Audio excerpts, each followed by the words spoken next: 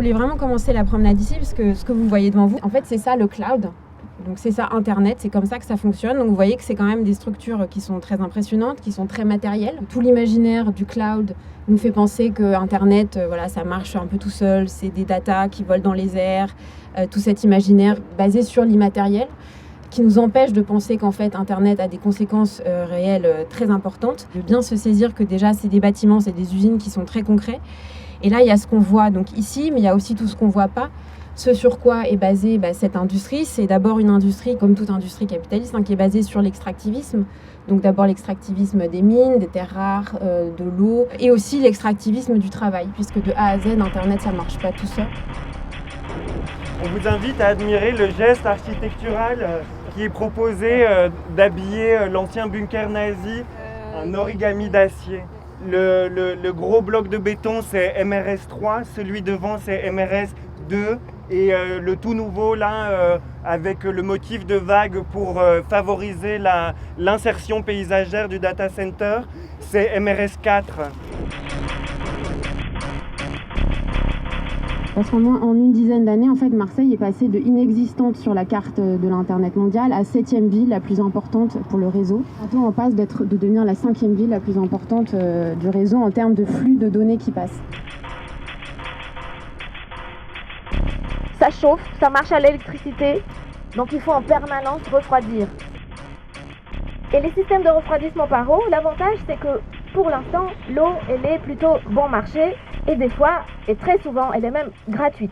Du coup, il y a aussi dedans, stocké quelque part, pour chaque data center, une cuve de fuel géante et des générateurs qui sont prêts à prendre la relève. Ces cuves de fuel présentant le problème de ça peut prendre feu, donc d'incendie possible.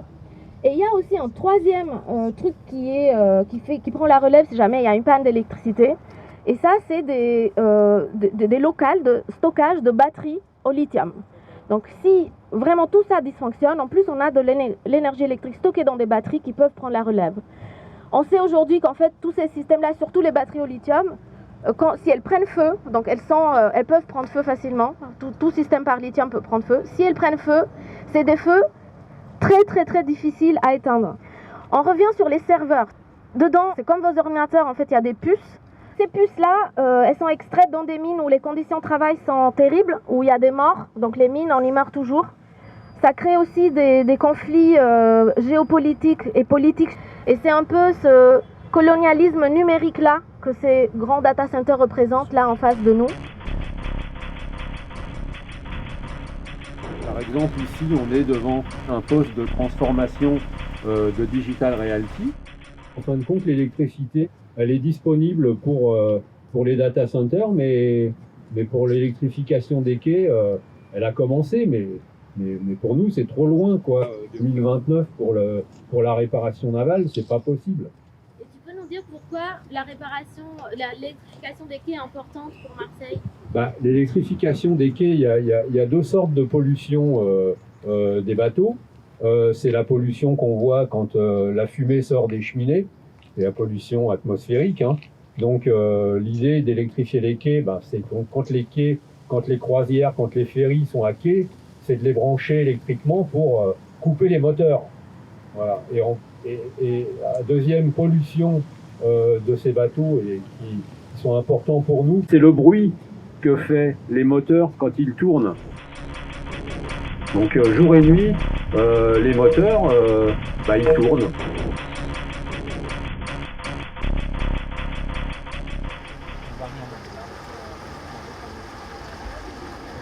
Il y a des mines à Gardanne qui se développent, donc des mines de lignite, de charbon pour les bateaux à vapeur, etc. Et qui se développent massivement dans le courant du 19e siècle.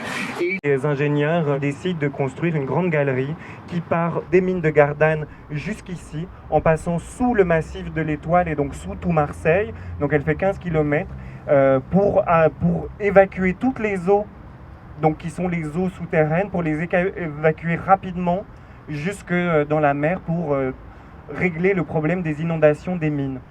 Et donc là, on n'a pas encore réussi à avoir très clairement qui a donné les autorisations, Mais en gros, il y a eu des autorisations, des consultations publiques, etc., qui ont conduit à ce que finalement les digital realty se retrouvent autorisés à prélever ces taux de manière gratuite pour refroidir ces data centers. Donc ils prélèvent ces taux qui est du coup de l'eau qualité potable. Enfin, il y a un réseau d'eau fermée qui refroidit les data centers et ce réseau d'eau-là est mis en contact avec l'eau de la galerie à la mer qui du coup refroidit ce réseau d'eau qui du coup produit de l'eau chaude qui va être rejetée chaude dans la mer.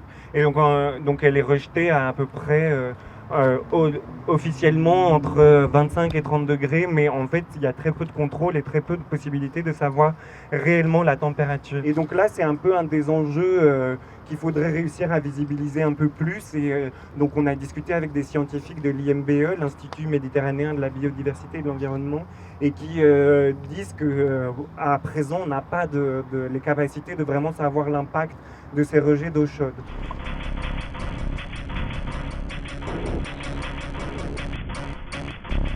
¿Cuál es vuestro mayor miedo?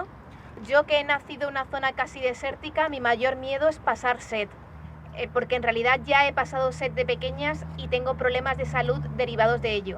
Cuando vimos que Meta iba a hacer un centro de datos en Talavera de la Reina, nos acordamos de lo que había pasado en Chile.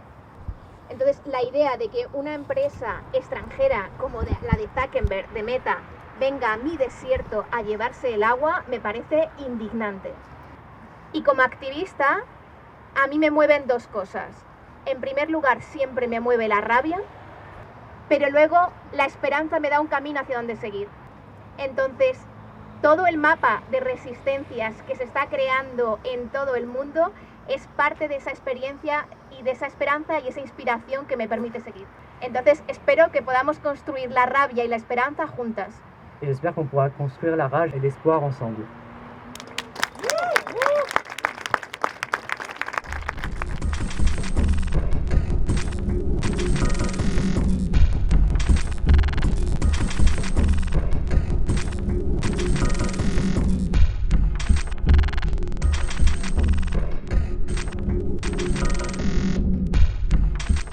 À Grenoble, en fait, on fabrique des puces de l'Internet des objets, les objets connectés, les gourdes connectées, plein d'usages assez idiots. On retrouve beaucoup des puces de ST Microelectronics dans les drones et dans les missiles russes. Et ça demande énormément d'eau, autant d'eau potable que toute la ville de Grenoble consomme, donc 150 000 habitants. Ils sont sur un tapis rouge, ils font n'importe quoi, et le fait, et ça doit être la même chose ici en fait, ils doivent passer outre plein de règles, et donc c'est assez facile au début en tout cas, d'arriver à les bloquer, les embêter, et même à très peu, on peut très vite bloquer des trucs et au moins avoir un petit coup d'avance, et c'est ce qui est en train de se passer à Grenoble. Ils ont tellement pris de retard qu'il y a des investisseurs qui se sont cassés, qu'il y a une conscience populaire maintenant que c'est un peu crado ce qu'ils font, alors qu'à la base, ST c'était trop génial, il fallait tous aller bosser chez eux, et ils servent des discours aux élèves ingénieurs et tout ça qui tiennent pas du tout, les élèves s'en rendent compte, et ils ont du mal à recruter, et alors ça fait juste 2 ans qu'on les emmerde, et ça marche en fait, et c'est joyeux, et on fait plein de trucs marrants.